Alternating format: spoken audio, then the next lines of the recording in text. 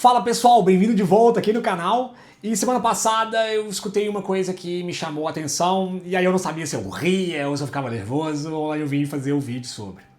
Basicamente, a Miriam Leitão, lá na Globo News, veio dizer que o problema no Brasil não é a inflação, porque ela tem caído.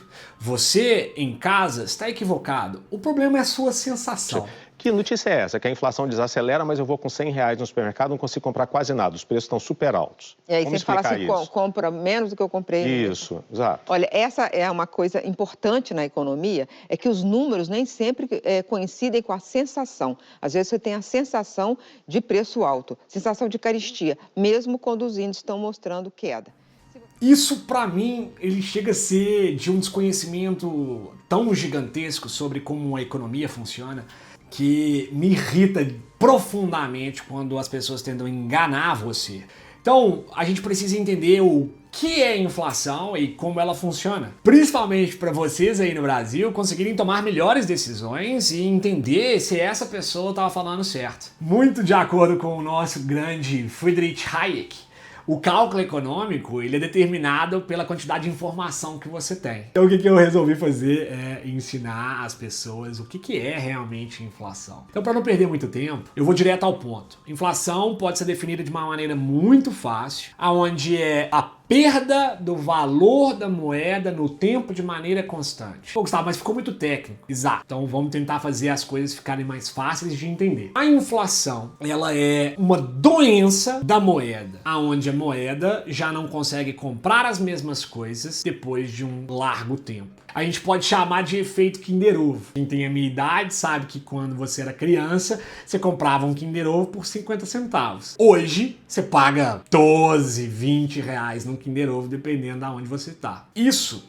é inflação. É você não conseguir comprar as mesmas coisas com a mesma quantidade de moeda. Então você consegue perceber que é uma dualidade. Quando aquele professorzinho, pseudo-economista fala que quando a demanda aumenta os preços e isso é inflação, você deve ou corrigi-lo ou ignorá-lo. Por quê? Porque a inflação não é determinada por um aumento de demanda. Isso chama-se choque de curto prazo. A inflação é algo no longo prazo de maneira constante. Então, é uma dualidade. Você precisa pensar sempre nos dois lados. A moeda, ela também é um bem. Apesar da gente usar ela e achar que ela não é um bem, ela também é. E ela é comparativa a outro bem. E nós fazemos então um escambo, uma troca. Quando nós compramos uma barra de ouro por 100 moedas, vamos chamar de moedas, quer dizer que o valor daquela barra de ouro naquele momento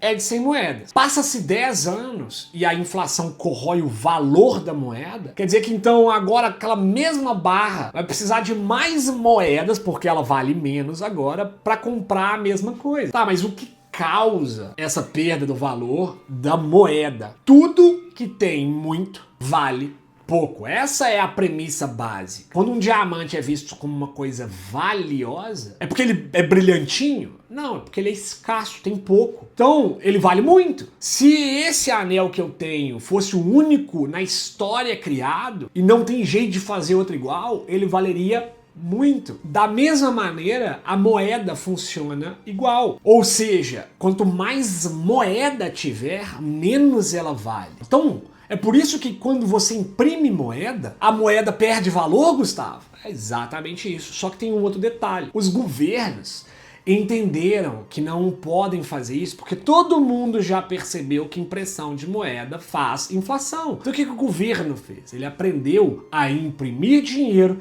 sem que você entenda que é impressão. Isso é chamado de dívida pública. Quando o governo se endivida por descontrole fiscal ou porque ele quer gastar e aumentar dinheiro na mão dos políticos, o que basicamente ele está fazendo é aumentando a base monetária. Não tem a ver com circulação de moeda, tem a ver com quanto as pessoas e aquela sociedade têm acesso àquela moeda. Quando o governo se endivida, essa moeda agora faz parte do contexto geral, mas o pior que não necessariamente aumentou a produtividade. Então, a determinação do poder de compra do brasileiro ela é vista numa dualidade entre, quanto mais aumenta a base monetária, nós precisaríamos aumentar a produtividade do brasileiro na mesma proporção e velocidade para que os preços não se alterem. Só que o que tem acontecido nos últimos anos é que aqui aumenta muito a base monetária, mas a produtividade do brasileiro permanece a mesma. Isso faz com que os preços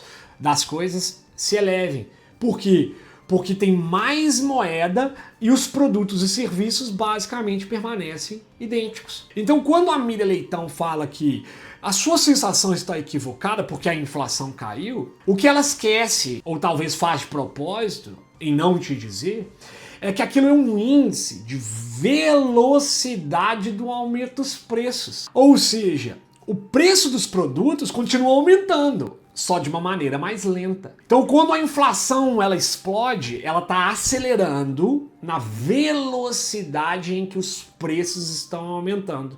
Ou seja, a quantidade de moeda da base monetária e que está por vir também nessas expectativas está aumentando muito mais do que a produtividade do brasileiro médio. E quando a inflação está caindo, isso significa que a velocidade que está aumentando a base monetária frente aos produtos e serviços só está aumentando numa velocidade menor, mas continua tendo a perda do valor da moeda, ou seja, o brasileiro médio continua perdendo capacidade de arcar com os seus custos ao longo do tempo. Então a Miriam Leitão, ela se equivoca ou de propósito engana as pessoas que estão assistindo ela. E quando a gente olha desde o plano real, a moeda brasileira, ela vem perdendo quase que 100% do seu valor. Tudo bem, e qual que então é a perspectiva futura? A gente pode olhar em vários indicadores de como as empresas cada vez mais entram em regime de recuperação judicial, o endividamento brasileiro ele está acelerando pelo descontrole total desse governo atual e a falta de respeito com o cidadão brasileiro. O governo tá imprimindo e se endividando e não tá absolutamente nem aí para você. Ou seja, a inflação futura, a expectativa é de que não vai parar e que não vai melhorar. E a gente pode ver isso no dólar. Porque igual a perda do valor da moeda pode ser vista na inflação, ela pode ser vista também em frente à comparação a uma outra moeda. E a moeda mais forte do mundo é o dólar. O que a gente pode ver é que se o dólar sobe, quer dizer que pode sim ter um indicativo inflacionário direto dentro do Brasil. E o que a gente está notando agora, com o dólar batendo a 5,20, pode ver no gráfico o rompimento da média móvel de 200 períodos, isso significa que existe uma expectativa futura de que o dólar vai agora começar a andar, vai começar a subir. E isso vai empurrar a inflação. A gente pode olhar de maneira pragmática que o Brasil importa de insumos agrícolas, como por exemplo o trigo ou o petróleo, dentre outros, são todos dolarizados. E se sobe o valor do dólar, a importação encarece e o custo de vida do brasileiro fica pior e mais difícil. Então, quando a gente olha para o futuro, é que as coisas não estão boas aí dentro do Brasil. Essas eleições de agora é um momento muito importante de nós brasileiros entendermos quem é a pessoa que vai respeitar as contas públicas em prol da diminuição da inflação aí no Brasil, ou quem não vai respeitar as contas públicas e vai continuar gastando, dizendo que é para o seu bem. Então o dinheiro seguirá perdendo o poder de compra nos próximos meses e nos próximos anos. E isso significa que você aí, principalmente que não sabe como investir e guardar dinheiro, precisa entender cada vez mais como se proteger. Se você quer entender mais sobre esse assunto, verifique meus vídeos de como você pode criar uma carteira de investimentos e se proteger no longo prazo. Muito bem-vindo ao meu canal, grande abraço a você.